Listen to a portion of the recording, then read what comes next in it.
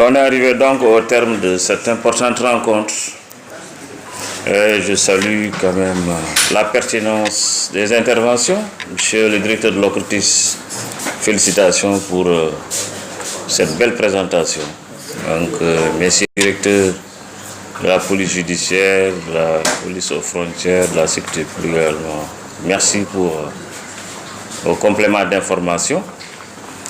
Merci pour la belle intervention également en Wolof de monsieur le directeur de la police aux frontières pour quand même nous avoir bien édifié une bonne partie de la population qui parle Wolof sur les résultats de la police nationale pour l'année 2024.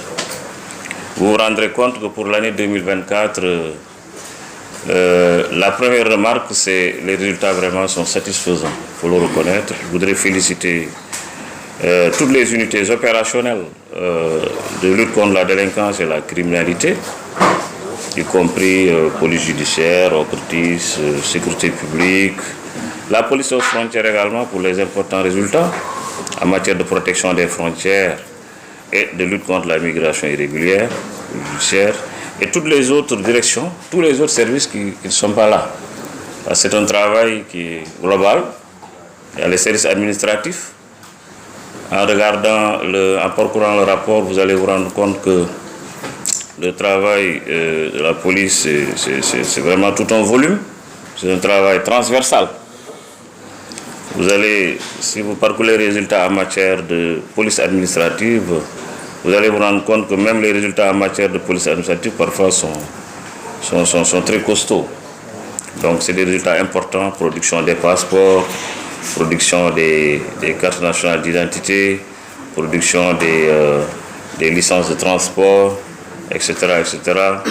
Donc la police est vraiment présente sur l'ensemble des leviers de l'administration, y compris à l'international, avec les centres de production, les valises diplomatiques. Donc la police essaie de satisfaire les populations sénégalaises partout où elles se trouvent, y compris donc au niveau de la diaspora. Donc c'est un service public qui est vraiment transversal. Donc c'est la remarque qu'on peut vraiment faire en parcourant le rapport.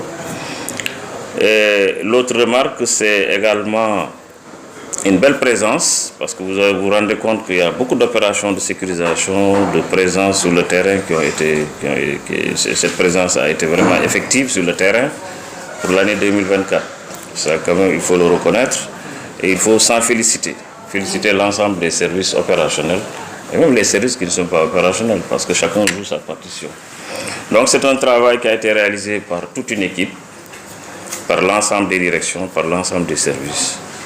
Aucun service n'est laissé en rade dans cette quête de l'excellence. Je voudrais donc féliciter tous les chefs de service, tous les directeurs pour les résultats importants qui ont été engrangés durant l'année 2024. Et vous avez bien fait également de parler des perspectives. Je crois qu'on y est déjà sur les perspectives. Elles sont à court terme, à moyen terme, également à long terme. Mais il y a des perspectives qui sont pratiquement déjà en cours de réalisation, si on peut l'appeler ainsi, si on peut le dire ainsi. Le laboratoire ADN, par exemple, c'est quelque chose qui est quasiment terminé. Monsieur le directeur de la police judiciaire, je crois que les dispositions seront prises très prochainement pour la mise en service de cet outil. Donc les matériels, donc les machines, etc. sont disponibles et il reste que les aspects pratiques complémentaires pour mettre en service le laboratoire ADN, qui sera quand même un laboratoire haut de gamme qu'il est rare de trouver en tout cas dans la sous-région ouest-africaine. Donc je voudrais quand même me féliciter de cette importante réalisation qui est faite grâce naturellement à l'accompagnement des autorités de l'État, l'autorité politique, également la hiérarchie, les directeurs généraux de la police nationale. Et je compte sur l'engagement de tout le monde au nom du monsieur le directeur général de la police nationale pour poursuivre les efforts qui sont entamés. C'est des efforts importants et je crois que si ces perspectives sont réalisées, et je crois qu'elles le seront, l'on parviendra peut-être à une véritable montée en puissance de la police nationale en termes de maillage, vous l'avez déjà dit, en termes de renforcement des capacités avec des plans de développement des compétences assez modernes, en termes également d'équipement. Vous avez parlé des drones, on a commencé déjà à les utiliser sur le terrain avec les exercices de simulation, la protection des frontières, les grands rassemblements, etc. Et je crois que ça a déjà commencé à donner des résultats satisfaisants.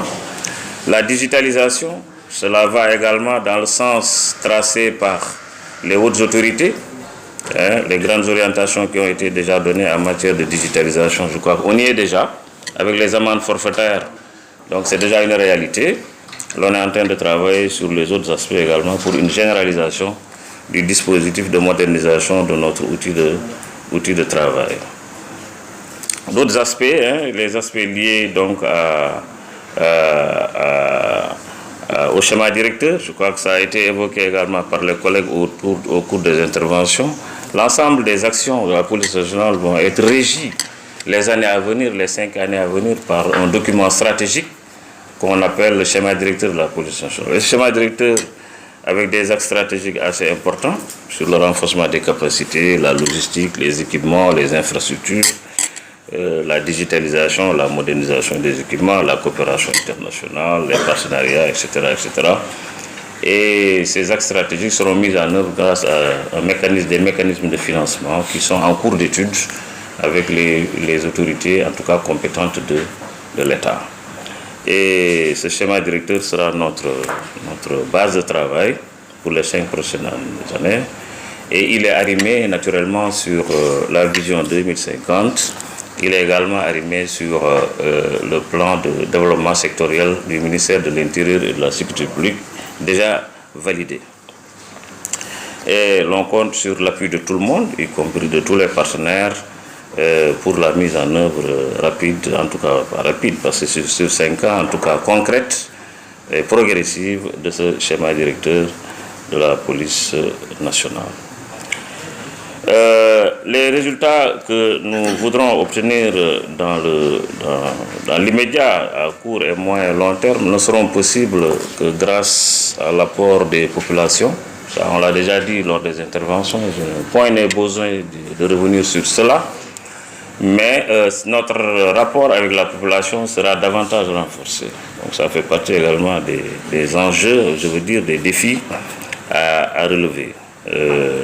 Toutes les actions qui sont menées en matière de collaboration avec la population vont être décuplées, vont être en tout cas renforcées. Et au sein de cette population figure en bonne place la presse nationale. Je crois que dans le cadre des mercredis de la police nationale, on a déjà commencé à travailler avec la presse. Il y a un mercredi de la police qui a été organisé à l'École nationale de police il y a quelques semaines. Et au cours de ce mercredi de la police, les grands axes de collaboration avec la presse ont été en tout cas déclinés. Et je crois que les semaines à venir ou les mois à venir, un programme sera mis en place pour renforcer cette collaboration avec la presse. Et ce mercredi a été suivi d'une autre rencontre avec le CORED au niveau de la maison de la presse. Et au cours de ces rencontres également, il a été réitéré la nécessité de renforcer les relations entre la police nationale et les médias. Et c'est dans ce cadre que s'inscrit même la prochaine validation de la politique de communication de la police nationale. Donc, en tout cas, la stratégie de communication de la police nationale, ça a été rappelé également tout à l'heure.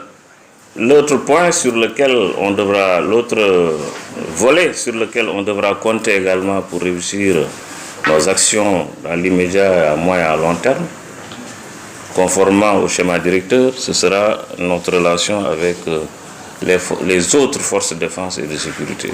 Je l'ai dit à l'entame donc de cette rencontre, cet aspect, on ne peut plus, en tout cas,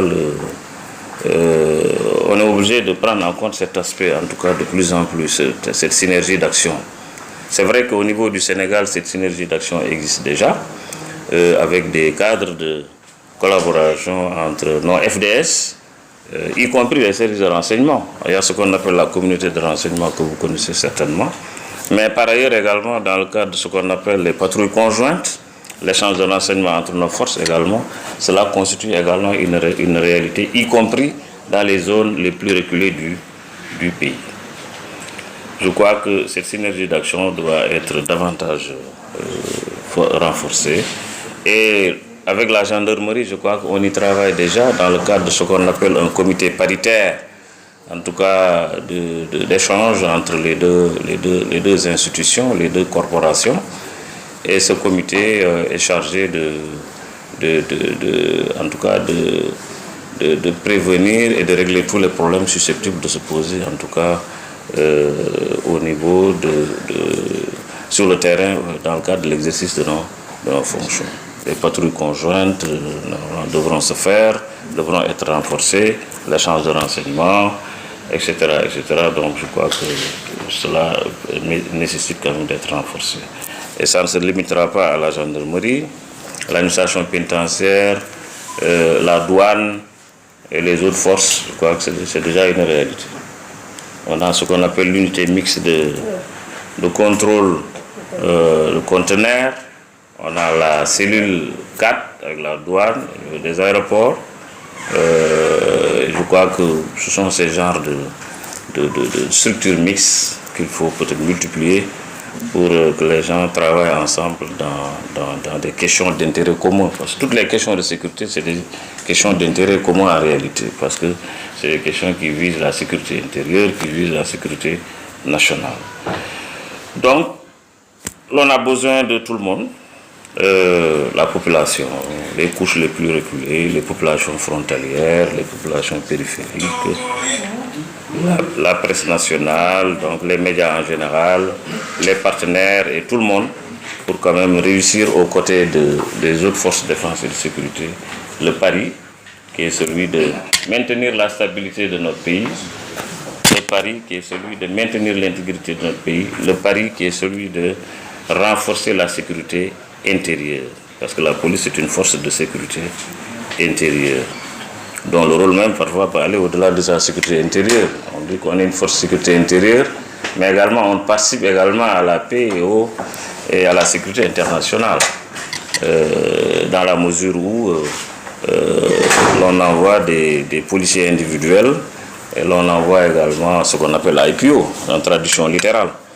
On envoie également des unités constituées à l'instar de la gendarmerie et à l'instar aussi des autres forces de défense et de sécurité au niveau international pour maintenir la paix et la sécurité internationale. Donc, c'est ce que je voulais dire en termes de conclusion. Donc, en appelant tout le monde donc, à ces synergies d'action et en